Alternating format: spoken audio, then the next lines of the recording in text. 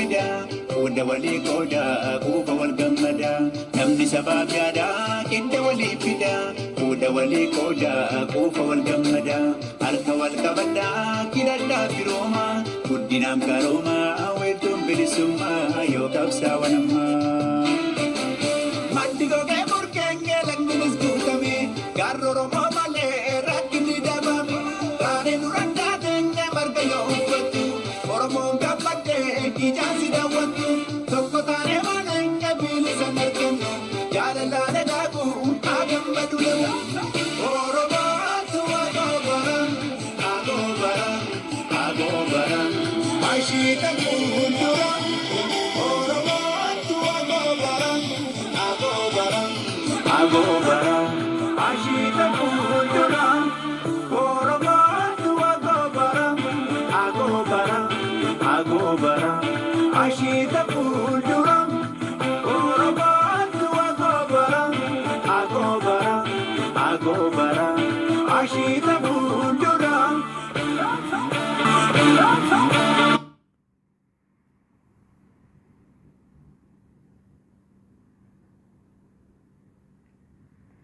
Ashamaa jaallatamtootaaf kabajamtoota har'a oduu gammachiisaa tokko jira. Seenaa isiniin jedha warra YouTube kiyya jalatti argamtan aanaa dhufu baga dhuftan isiniin jedha. Jaallatamtootaaf kabajamtoota nageenyi kiyya bakka jirtanitti qilleensa irra kutee dachee kutee simbira haa ga'u isiniin jedha. Har'a oduu ajaa'ibaa tokko la waan kolfitanii duutan tokko simbiraan gaa qabadhee isinii dhufe akka isiniin jedha. Amma har'aatti jechuudha Sigiraayeen jechuudha. Sigiraayeen jechuun eegdota Abiyoot Kaasaayee mukatti naqxee caccabsitee lafa ishee buusaa jirti. Sigiraayeen jechuun Sigiraayeen itti himtee bara. Sigiraayeen nuti akka Oromoo miti likkitti si galchina jettee Abiyoot Kaasaayee likki isaa isa galchaa jirti sirriitti. Barri kun barri mootummaan jechuudha. Eegdota kadhatu uummata lafarraa xaraguuf. Suudaaniif Kaatir keessa deemee waraana kadhata waraana Sigiraay lafarraa fixuuf jedhe Sigiraayin immoo har'a kunoo gudiisaa isa agarsiifte muka afaansaa hudduu isaatti naqxee lafarraa isa fixaa jirti. Bara mallas nu bulchu jechuudha. Mallas jechuudha uummata Itoophiyaa lafarraa fixuuf jedhee akkana hagana waraana hin kadhanne. Kun nafsee namaa baasuufillee birri'aan nafsee namaa balleessaa. Tokkoffaan amma biyya Kuweetii keessa deemee maallaqa kadhataa jira Arabaatiin tokko. Lammaffaan immoo Kuwaatariif Sudaan keessa deemee eegdota naa kennaa jedha. Waraana naa kennaa jedha.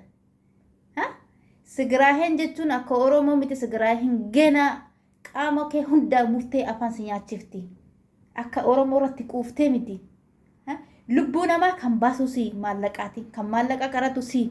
Abboo maqaa Itoophiyaa keenya nu jalaa balleessite yaa uummatana yaa mootummaa gowwaananaa ati jechuudha. Maal biyya keenya maaliif qisaasisiifte yeroo hunda yatte biyya hambaa deemtee birrii kadhatta. Maallaqa kadhatta. Achi deemtu birrii kadhatta. Mee maali mee kun mootummaan kee kun jechuudha. Biyya keenya yoo himachuu yoo qaanfanne amma jechuudha. Nafsee namaa baasuuf biyyoota Arabaa keessa deemtee birrii kadhatta. Biyya Arabaa keessa deemtee birrii maaliif kadhatta? Har'a biyya Arabaa gaarii ta'e lammii Itoophiyaa biyya hambaa keessatti dararamaa jiran har'a gadi fageessitee yaaddee gara biyya isaaniitti galchaa jirtu. Har'a immoo Sigiraayeen jechuudha. Ganaa meeshaa qaama saalaa kee murtee afaan si keessa ishii ammayyuu sittaa naqxu Sigiraayeen ishii sittaa bobeessu ishii maaliif yeroo Hacaaluu Hundeessaa maallaqa baasisiiftee ajjeessiifte yeroo sana birriin sun eessaa dhufe? Mootummaa kaminni birrii baasee birrii kadhatu biyya hambaa keessa deeme atiin qaanfattu silaayuuti.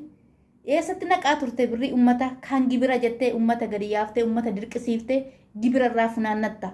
Har'a garuu biyya hambaa keessa deemte birrii kadhatta sadaqaa. Asila mootummaa dhamuu maal hime? Osoo mootummaa taate sadaqaa kadhatta waraana kadhatta lammii Itoophiyaa gidirsuuf jettee lammii Itoophiyaa fixuuf jettee. Silaati nama akkamiiti yaa Abiyoot Kaasaayee yaa Abiyoot Kaasaayee Sigiraayeen hudduu keetti muka naqxee jirti amma hudduu keetti baga naqxe baga sitti naqxe ishii gumaa ilmaan Oromooti qeerroo fixxe lafarraati kaan mana hidhaatti fixxa, kaan hin qalta, kaan hin ajjeefta. Mootummaan kee kun mootummaa ijaaf gurra hin qabne jechuudha. Mootummaa doomaa ati jechuudha. Allahu akbar argite. Asii azaan ni baa jira yaa kijibaana nashi. Ati biyya hambaa keessa deemte birrii kadhatta. As fiigdu birrii kadhatta. Kuwaater keessa deemte birrii kadhatta. Biyya Kuwait keessa deemte birrii kadhatta. Nafsee ummataa lafarraa fixuuf jette birrii ati nafsee ummataa lafarraa fixuuf jette ummata dararuuf jette birrii anatti jechuudha. Hacaaluu ajjeeste sun birriin sun eessaa dhufe? Yeroo hunda guyyaa irraatiin bahaa jettee hiriira baasiftee ummanni jechuudha biyya isaa keessatti bayee galuu wallaale, biyya isaa keessatti mirga dhabe, biyya isaa keessatti qabsaa'ee dhugaa argachuu wallaale, lammiin mana hidhaa keessatti dararama. Ati immoo har'a Tigraayeen qabattoo sirraa hiiktee sirraa buufte jennaani har'a biyya hambaa keessa deemte, Sudaanii keessa deemte, Sudaaniif Kaatar keessa deemte eegdota naa kennaa, waraana naa kennaa jetta. Ganaa sitti naqxe sifitti Tigraayeen ishii. Tigraayeen meeshaa hedduu qabdi akka Oromoo sitti dhiiftu ishii. Muka sitti naqxe aslaayuu jechuudha. Egaa aangoo qabatte jijjiirama maal fidde Abiyoot Kaasaa'e? Jijjiirama guddaa maal fidde? Wanti hundumtuu eega Mallas du'eeti, eega Hayilamaariyaam Dassaaleny harka jiruuti. Wanti sun achuma jira. Jijjiirama tokko hin agarsiifneeti. Waan Mallas, waan mootummaan duraanii irra jiru, waan Hayilamaariyaam Dassaaleny irra jiru. Mee bu'aa maal buufte? Finfinnee keessatti bu'aa maal buufte? Jijjiirama maal buufte? Bu'aan kee qeerroo lafarraa xaraguu, ilmoo namaa lafarraa nyaattee fixuu, dubartii gudeechisiisuu. Bara poolisiin kee, bara eegdonni kee, bara waraanni kee haadhaaf ilmoo ol biratti gudeechisiiftu jechuudha. Waraanni kee jechuudha. Waraanni biraan qabdotti. Ganaa Tigraayeen ganaa caammaatiin akkati ilma Oromoo boottii aan asii gadi afaan keessa irra jisiifte miillaan irra deemsisiifte ganaa sirra deemti Tigraayeen.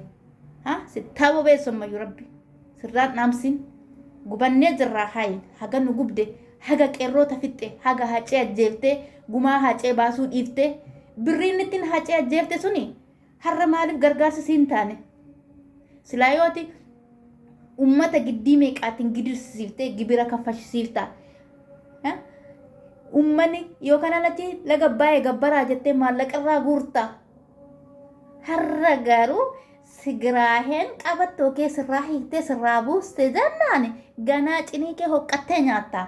Inni Oromoo bilaashatti hin badula ganaa Tigraayeen sirraa buufte. Ammallee bakka feetee deemte argattu eegdota. Bara Hacaaluu ajjeefte beekta miti. Yeroo Hacaaluu ajjeefte Hacaaluu guyyaa kamisaa biyyoo keessa buufte guyyaa jimaataa mooqxee Shaabiyaarraa eegdota fidatte. Qubasi hin qabnu qubasi qabna. Har'a immoo biyya hambaa keessa deemte eegdota kadhattaka. Maal lammii Itoophiyaa kan mana hidhaa keessa dararamaa jiru maaliif hin galchitu ati? Kan birrii kadhattu atuu shaqaalaadha ishii. Kan birrii kadhattu mootummaa eessaatti kan birrii kadhattu mee? Biyya tasgabbiyaan bulshaan jirtu, biyya walii galtee'aan bulshaan jirtu, biyya tokkummaan bulshaan jirtu, biyya wal ficcisiisuu, wal nyaachisiisuu, lafarraa xaraguu, uummata ajjeesuu, mana hidhaatti dararuu hojii biraan qabdotti. Mee eega aangootti baaftee jijjiirama maal agarsiifte? Bu'aa maal agarsiifte? Bu'aa mati buuste iyyuu dhabne silaayyuu. Bu'aa makeeyyuu dhabnee jirra barra. Eega aangootti baatee mee bu'aa kanan buuse jedhime. Ati bakka footoo ka'uu duwwaa niitii kee ammatte istaayilii agarsiisu duwwaa ilkaan keessa karaadhaa sana gara feetetti dhafuu duwwaa. Kana malee hojii biraan qabdutti barra. Har'a garuu Kuwaatar keessa deemtee Sudaanii keessa deemtee waraana naa kennaa jedhan hin qaanfatu silaa. Doomaan kun hin qaanfatu. Ati biyya maal bushita abbo? Bilginnaa dalagda biyya maal bushitaati? Biyya maal bushita? Biyya sabaan qooddee biyya sabaan ficcisiifta. Ganaa Tigraayeen ilaa afaan kee hudduu keetti naqxiqiitii ganaa sitti naqxishi. Tigraayeen akka Oromoo miti. Oromoon gara balleessaa haga feete Oromoo illee fixxu. Tigraayeen immoo sitti hin dhiiftu ishi. Har'a garuu Tigraayeen si mo'attee lafaan si buuftee surree hidhattee ammati mootummaa dhagaa mootummaan qixxaatee deemta amma biyya hambaa saafarte. Biyya Kuweetii keessaati birrii kadhatta liqaa. Duraan Duubaayee dhuftee birrii kadhattee galte. Si beekna bar. Duubaayee dhuftee birrii kadhatte maallaqa kadhatte. Xayyib maallaqa kadhatta.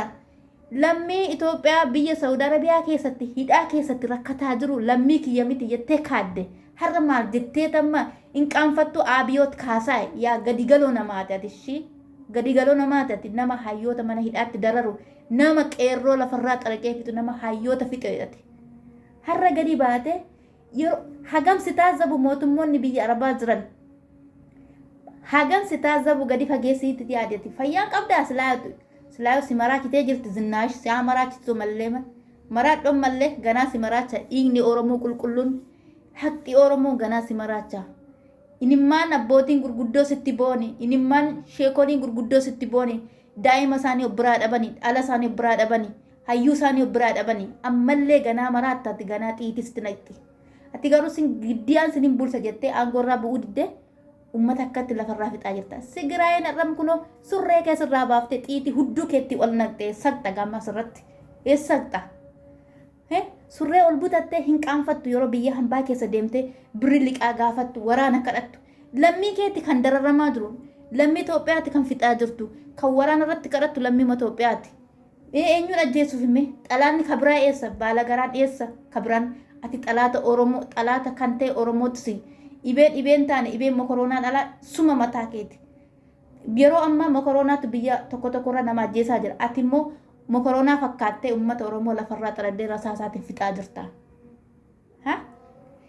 amma Kuwait birri sitti kenniti biyya Duubaay irraati birri liqeeffattee galte nu qaanfachiiftee barammati mootummaan keessan kun biyya arabaa keessa deemee birri kadhata nuun jedhan nuti warri jala xalabamnee dalagaa jirru jechuudha qaanyi nu qabsiiftetti eessaan naqxa biyya walii galteen qabdu biyya tokkummaa godhaan jirtu biyya hammataan jirtu biyya rasaasaan dhowwaadde nyaataa jirta malee birri akkamittiin kadhatta Sudaanii keessa deemte eegdota kadhatta Qatar keessa deemte eegdota kadhatta lammii kamiin darartameeti lammii Itoophiyaa fixu miti atama duniyaa kanarra si qofaa jiraata jettee yaaddaati bu'aati buuste tokko hin argine eegga mootummaan warri duraanii Hayilamaariyaam Dassaaleny irraa bu'ee mallas illee boqote addunyaa kanarraati bu'aati buuste tokko man argine bu'aan kee qeerroo ajjeesuu dhiiga qeerroo dhangalaasuu lammii oromoo mana hidhaatti dararuu ijoollee sabiyyii mana hidhaatti guurtee tumsiisuu wajjin kee kanaati